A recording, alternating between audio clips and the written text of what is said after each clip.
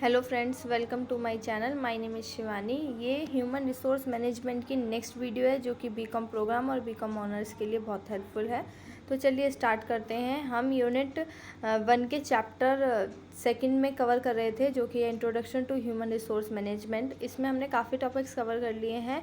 अब जो next topic है वो हमारा है आपका VRS। मतलब VRS का मतलब होता है वॉलंटरी रिटायरमेंट स्कीम।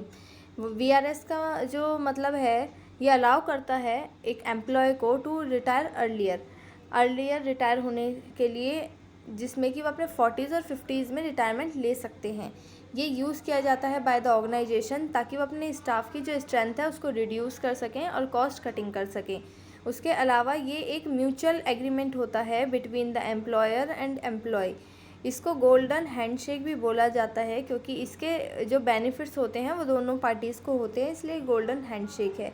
इसको अडॉप्ट किया गया था इन इंडिया के अंदर 1991 के बाद, जब इकोनॉमिक लिबरलाइजेशन पॉलिसी आई थी 1991 में। उसके बाद ये हमने VRS इम्प्लीमेंट किया था इंडिया में, जिसका नाम है वॉलंटरी रिटायरमेंट स्कीम। अब बात कर लेते हैं क्या इश्यूज़ आते हैं इन VRS। तो सबसे पहले नीड को हमें आइडेंटिफाइंग द नीड को हमें आइडेंटिफाई करना होता है, जिसमें हमें चेक ये करना होता है कि हमारे जो मैन पावर है वो कंपनी में कितने एक्स्ट्रा है, मतलब सरप्लस कितना है, तो VRS की ज़रूरत है। फिर आता है आइडेंटिफाई करते हैं हम एम्प्लॉयज़ को जिनको हम ऑफ़र कर सकें VRS। फिर आता है cost benefit analysis. VRS always beneficial नहीं होता है, ये कभी कभार डिमोरलाइज कर देता है स्टाफ को।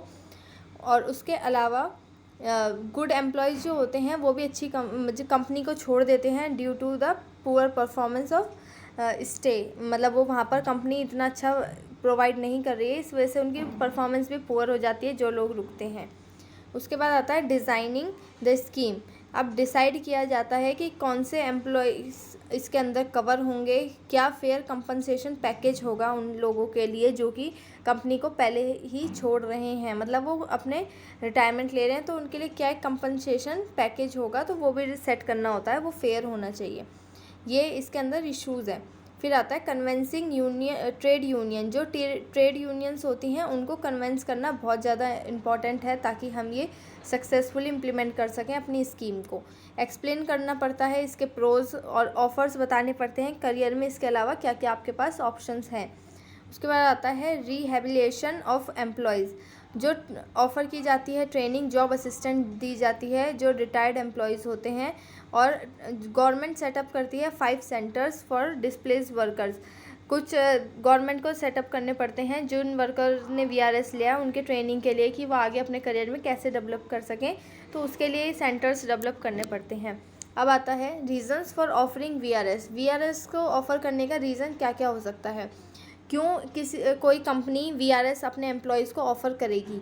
आता है रिसेशन इन इकोनॉमी। रिसेशन आ रखा है इकोनॉमी में, तो फर्म यूज़ करती है VRS ताकि वो वर्कफोर्स को रिड्यूस कर सके ड्यूरिंग द डाउन टर्न। जब उसका डाउन टर्न है, मतलब इतना अच्छा परफॉर्म नहीं कर रही है इकोनॉमी, तो हर ऑर्गेनाइजेशन ये चाहेगी कि उसका थोड़ी कॉस्ट कटिंग हो, तो स्टाफ एम्प्लॉय को कम करने के लिए वो एक VRS स्कीम लेके आएगी जिसमें वो अच्छे ऑफर्स देगी कि अगर आप अर्लियर रिटायरमेंट लेते हैं तो आपको ये कंपनसेशन पैकेज मिलेगा, आपको ये ट्रेनिंग मिलेगी, करियर में ग्रोथ मिलेगी। उसके अलावा एक रीज़न ये भी होता है कि हम ओवरकमिंग द ओवर स्टाफ।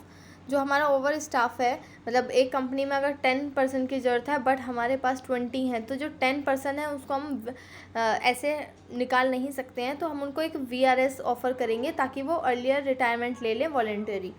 फिर आता है ग्लोबलाइजेशन का मतलब होता है कि हम एनकरेज करते हैं यंग टैलेंट को कि वो अपने आइडियाज़ को उनके आइडियाज़ को हम ले सकें कंपनी में और अपनी कंपनी को ग्लोबली हम इन्हेंस कर सकें। फिर आता है चेंज इन स्ट्रक्चर में चेंज की वजह से भी हम VRS ऑफ़र कर सकते हैं, या तो मर्जर हुआ हो या टेक ओवर हुआ हो, इस वजह से ऑर्गेनाइजेशन अपने जो मर्जर के बाद एक VRS ऑफ़र कर सकती है अपने एम्प्लॉयज़ को, जो इस कंपनी को रिटायरमेंट लेना चाहता हो इस कंपनी से वो ले सकता है। उसके बाद आते हैं VRS के कुछ बेनिफिट्स भी होते हैं, समझते हैं क्या है। फिर आता है right sizing workforce. Right sizing workforce का मतलब है ये हेल्प करती है फर्म को जो हमारा ज़्यादा स्टाफ है उसको रिड्यूस करने में, और रिस्पेक्टफुली, इसमें हम किसी को निकाल नहीं रहे हैं, वो अपनी मर्ज़ी से रिटायरमेंट ले रहे हैं विद बहुत अच्छा कंपनसेशन उनको कंपनी प्रोवाइड करती है। फिर आता है नो कॉन्फ्लिक्ट ऑफ इंटरेस्ट। इसमें इंटरेस्ट का कोई कॉन्फ्लिक्ट नहीं होता है, इसमें एग्रीमेंट होता है दोनों का, मतलब एम्प्लॉयर और एम्प्लॉय दोनों इसके अंदर एग्री होते हैं। ये एक प्रोसेस है जो कि ट्रांसपेरेंट है और ये यूनियन भी इसको सपोर्ट करती हैं। फिर आता है tax benefit to the employees. जो एम्प्लॉयज़ होते हैं उनको टैक्स बेनिफिट भी मिलता है। जो वीआरएस का कंपनसेशन होता है वो टैक्स फ्री होता है up to the certain limit. Second, career opportunity. जो रिटायर्ड एम्प्लॉय होते हैं वो अपना बिजनेस स्टार्ट कर सकते हैं, या फिर जो उनको पर्सनल जो इंटरेस्ट था वो उसको भी फॉलो कर सकते हैं अपने रिटायरमेंट के बाद। फिर आता है कॉस्ट रिडक्शन। इससे एक कंपनी को या एक फर्म को ये हेल्प मिलती है कि वो अपने जो कॉस्ट है उसको कम कर लेता है। अपनी जो मतलब उनकी जो वेजेस देनी पड़ती है, उनकी सैलरी देनी पड़ती है, वो उसके कम हो जाते हैं।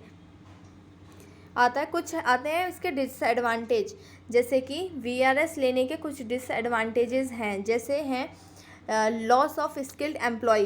कभी कभार ऐसा हो सकता है कि जो कंपनी के एम्प्लॉयज़ हैं, जो अच्छे एम्प्लॉयज़ हैं, वो उस कंपनी को लीव कर दें, वीआरएस ले लें, मतलब वॉलंटरी रिटायरमेंट ले लें वो। तो इस वजह से जो प्रोडक्टिव एम्प्लॉयज़ हैं वो कंपनी को छोड़ सकते हैं, और जो इनसफिशिएंट है, जो मतलब इनएफिशिएंट है, जो अच्छे से काम नहीं कर पाते हैं, वो स्टे रहें कंपनी में। उसके बाद आता है बर्डन ऑन रिमेनिंग स्टाफ। ये पुअर प्लानिंग इससे इंक्रीज़ हो जाती है। अगर स्टाफ जो सपोज़ करिए 10% है, उसमें से 3% जो हैं वो वीआरएस ले लेते हैं, तो जो उन 10 मतलब 3% का वर्क है उन 7 पे आ जाएगा। तो इससे क्या होता है, बर्डन जो होता है वो रिमेनिंग स्टाफ पे इंक्रीज़ हो जाता है। फिर आता है अनसर्टेनिटी अमंग द स्टाफ। जो स्टाफ रह जाता है उनमें फियर होता है कि वीआरएस के लिए उनके एक माइंड में फियर होता है। फिर आता है नेक्स्ट टॉपिक है हमारा वर्क लाइफ बैलेंस। अब ये वर्क लाइफ बैलेंस क्या है, और ये बहुत ज़्यादा इंपॉर्टेंट है। वर्क लाइफ बैलेंस का मतलब होता है मैनेज करते हैं time between the personal and professional life. Personal और प्रोफेशनल लाइफ के बीच में अपने टाइम को मैनेज करना। अब हमारी पर्सनल लाइफ में आती है हमारी फैमिली, हमारी मतलब हम खुद और हमारी हेल्थ, और प्रोफेशनल लाइफ में आती है हमारी जॉब और करियर। तो अपनी फैमिली, अपने सेल्फ और अपना आपको, अपनी हेल्थ को, इस चीज़ को मैनेज करना, और अपनी जॉब को, अपने करियर को भी मैनेज करना, ये होता है एक परफेक्ट वर्क लाइफ बैलेंस। अब ये एम्प्लॉय को हेल्प करता है रिलैक्स रहने में, प्रोडक्टिव रहने में और बेटर ऑर्गेनाइज्ड रहने में। अगर वो अपने वर्क लाइफ बैलेंस नहीं कर पाएगा तो फिर वो रिलैक्स्ड नहीं फील करेगा, वो इतना प्रोडक्टिव वर्क नहीं कर पाएगा। ये इंट्रोड्यूस हुआ था 1986 में। अब ये बहुत ज़्यादा यूज़ हो रहा है हमारी डेली लाइफ में, हर एक फील्ड में अब ये वर्क लाइफ बैलेंस एप्लीकेबल है। अब need for work life balance. अब क्या ज़रूरत है हमें वर्क लाइफ को बैलेंस करने की। सबसे पहले हेक्टिक वर्क शेड्यूल, जैसे कि हमारे जो वर्क शेड्यूल है, हमारा जो टाइमिंग होता है ऑफिस का, या फिर जो हमारे वर्किंग आवर्स होते हैं, वो हमारी पर्सनल लाइफ को डिस्टर्ब करते हैं। तो इस वजह से ग्लोबल कंपटीशन इंक्रीज़ होता जा रहा है। इस वजह से हमें ये वर्क लाइफ बैलेंस बहुत ज़्यादा ज़रूरी है। फिर आता है हाई एम्प्लॉयर एक्सपेक्टेशन। जब जो डिमांड होती है बेटर परफॉर्मेंस की, कस्टमर सर्विसेज और रिज़ल्ट की, तो इससे स्ट्रेस बढ़ता है। तो ये हमारे जब हमें डिमांड वो मिलती है एक कि आपको अच्छी परफॉर्मेंस देनी है इस कंपनी के लिए, आपको कस्टमर सर्विस अच्छी देनी है, तो इससे जो स्ट्रेस है वो इंक्रीज़ होता है। तो उसके लिए हमें अपने वर्क को और हमें अपनी लाइफ को, अपनी हेल्थ को मेंटेन करने के लिए बहुत ज़्यादा ज़रूरी है। फिर आता है पर्सनल इंस्पिरेशंस। पर्सनल इंस्पिरेशंस का मतलब है राइजिंग, हमारा लिविंग स्टैंडर्ड को राइज़ करना, अपनी फैमिली की नीड्स को सही करना। ये प्रेशर ऐड करता है हमारे माइंड में जब हम पर्सनल कुछ एक्सपेक्ट करते हैं कि हम अपना लिविंग ऑफ स्टैंडर्ड को इंक्रीज़ करें। नेक्स्ट आता है हमारा अनहेल्दी हैबिट्स। जो हमारी अनहेल्दी हैबिट्स हैं, जैसे लॉन्ग आवर्स तक अपना वर्क करना, अनहेल्दी खाना, लैक ऑफ एक्सरसाइज और फिज़िकल स्ट्रेस। इस वजह से हमें बहुत ज़्यादा ज़रूरी है कि हम अपने वर्क लाइफ को बैलेंस करें। फिर आता है increased stress, lack of job security नहीं होगी, हाई प्रेशर होगा तो हमें फ्रस्ट्रेशन होगी और हम अच्छे से वर्क नहीं कर पाएंगे। तो इसके लिए हमें वर्क लाइफ बैलेंस बहुत इंपॉर्टेंट है। फिर आता है वर्क लाइफ बैलेंस की मतलब इम्पोर्टेंस क्या है, क्यों ज़रूरी है। सबसे पहले ताकि हम रिड्यूस एम्प्लॉय टर्नओवर, एम्प्लॉयज़ का टर्नओवर मतलब जो एम्प्लॉयज़ ऑर्गेनाइजेशन को छोड़ के जा रहे हैं तो उनको हम रिड्यूस कर सकें। मतलब उनको अगर हम अच्छी वर्क लाइफ बैलेंस प्रोवाइड करेंगे, उनको हेल्दी रखेंगे, मतलब उनका माइंडसेट जो उनको कम प्रेशर देंगे, उनसे जो उनसे काम कराएंगे वो अच्छा होगा, जिससे वो मोटिवेटेड फील करें, तो ये हेल्प करेगा वर्क लाइफ बैलेंस में। तो इससे क्या होगा कि एम्प्लॉय का टर्नओवर वो रिड्यूस होगा। फिर आता है रिड्यूस एब्सेंटीज़, जो एब्सेंटीज़ होते हैं कि वर्कलोड की वजह से वो स्ट्रेस में आ जाते हैं और अपने जॉब में परफॉर्म नहीं अच्छे से नहीं कर पाते, एब्सेंट रहते हैं, तो उसको भी हम रिड्यूस कर पाएंगे। फिर आता है improved performance, work life balance इसलिए ज़रूरी है ताकि हम अपनी परफॉर्मेंस को इम्प्रूव कर सकें और फोकस कर सकें एम्प्लॉयज़ अपनी बेटर परफॉर्मेंस के लिए। फिर आता है मोटिवेटेड एम्प्लॉय, अगर वर्क लाइफ बैलेंस जो होता है वो इंक्रीज़ करता है जॉब सेटिस्फैक्शन, उनको मोटिवेशन देता है काम करने के लिए। अब आते हैं कुछ स्ट्रैटेजीज़ जिससे हम वर्क लाइफ बैलेंस को क्रिएट कर सकते हैं। एक फर्स्ट स्टेप्स जो एम्प्लॉयर ले सकता है, सबसे पहले वो कम्युनिकेट कर सकता है क्लियर पॉलिसीज़। एम्प्लॉयज़ को अच्छे से पॉलिसीज़ पता होनी चाहिए जो उनको चाहिए अपनी ऑर्गेनाइजेशन से। फिर आता है ट्रेन एंड मैनेजर जो होना चाहिए वो बहुत सपोर्टिव होना चाहिए अपने एम्प्लॉयज़ के लिए और उनकी वेलबींग का ध्यान रखना चाहिए मैनेजर को, और उनको ओवरबर्डन नहीं करना चाहिए कभी भी। तो ये एम्प्लॉयर की तरफ से कुछ स्टेप्स हैं जो अपने एम्प्लॉयज़ के लिए वो ले सकता है ताकि वो वर्क लाइफ बैलेंस उनके लिए क्रिएट कर सके। फिर आता है एम्प्लॉय रिकॉग्नाइजेशन, एम्प्लॉयज़ को जब रिकॉग्नाइजेशन मिलेगा, उनको रिवॉर्ड मिलेगा, उनके वर्क के जो वो वर्क करेंगे उसका जो रिज़ल्ट आएगा, तो उसके बदले में जो उनको रिवॉर्ड मिलेगा उससे उनका जो रिकॉग्नाइजेशन है वो अपनी ऑर्गेनाइजेशन में इंक्रीज़ होगा, तो ये उनको मोटिवेट करेगा। फिर आता है कंडक्ट एम्प्लॉयज़ सर्वे, एम्प्लॉय का सर्वे कराना चाहिए एक एम्प्लॉयर को, आइडेंटिफाई करने के कि उसका स्ट्रेस क्या है, उसका मोरल इश्यूज़ क्या हैं, वो सब जानने के लिए। फिर आता है आउटसोर्सिंग, कुछ जो ऐसा स्टाफ है जो कि अपने एग्जिस्टिंग एम्प्लॉयज़ पे प्रेशर ना डाल के, हमें कुछ स्टाफ ऐसा है जो आउटसोर्स कर लेना चाहिए, कुछ काम हमें आउटसोर्स कर लेने चाहिए जिससे हमारे जो एम्प्लॉयज़ हैं एग्जिस्टिंग उनका प्रेशर कम हो सके।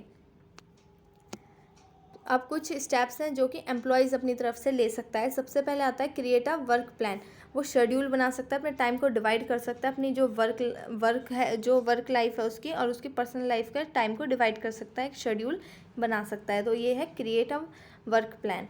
फिर आता है avoid energy and wasting task, जो अपनी एनर्जी को वो अवॉइड जो वेस्ट करने में जो टास्क जो अननेसेसरी टास्क है उसमें वेस्ट करने से अपने एनर्जी को वो बचा सकता है, जैसे कि जो एक्टिविटीज़ हैं जिसमें टाइम वेस्ट होता है उनसे वो दूर रहे। फिर आता है टेक टाइम टू रिलैक्स, अब एक एम्प्लॉय को ये भी करना चाहिए कि अपने आप को टाइम देना चाहिए रिलैक्स करने का, अपना योगा में एंगेज रहना चाहिए, मेडिटेशन करनी चाहिए, एक्सरसाइज, और मेंटली और फिजिकली वेलबींग रहना चाहिए।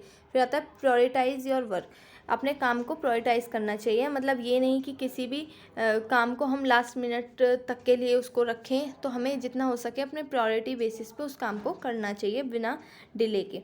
फिर आता है कंट्रोल डिस्ट्रैक्शंस क्या होती हैं, एक एम्प्लॉयज़ को अपने वर्क पे फोकस्ड रहना चाहिए ताकि वो मिनिमाइज़ कर सके अपनी डिस्ट्रैक्शंस को और फोकस कर सके अपने अच्छे से काम को। फिर आता है शेड्यूल्ड लेजर एक्टिविटीज़, कुछ एक्टिविटीज़ ऐसी होती हैं जैसे अपने ब्रेक्स, जो आपका काम करते करते अगर आप टायर्ड फील करते हैं तो थोड़ा ब्रेक ले लीजिए, तो अपना जो ब्रेक्स हैं उनको प्लान कर लीजिए। वेकेशंस जो हैं आपका, उन सब चीज़ों को अपने आप को मेंटेन रखिए, अपने आप को बैलेंस रखिए। तो ये एक एम्प्लॉय अपनी तरफ से स्टेप्स ले सकता है अपनी वर्क लाइफ को मेंटेन करने के लिए। अब ये नेक्स्ट यूनिट है, सेकेंड यूनिट, इसका जो चैप्टर 3 है ह्यूमन रिसोर्स प्लानिंग, ये हम नेक्स्ट वीडियो में कवर करेंगे। तब तक के लिए thank you for watching this video and ये वीडियो अच्छी लगी हो तो इसको लाइक कर दीजिए, मेरे चैनल को सब्सक्राइब कर लीजिए अपकमिंग वीडियोज़ के लिए। Thank you.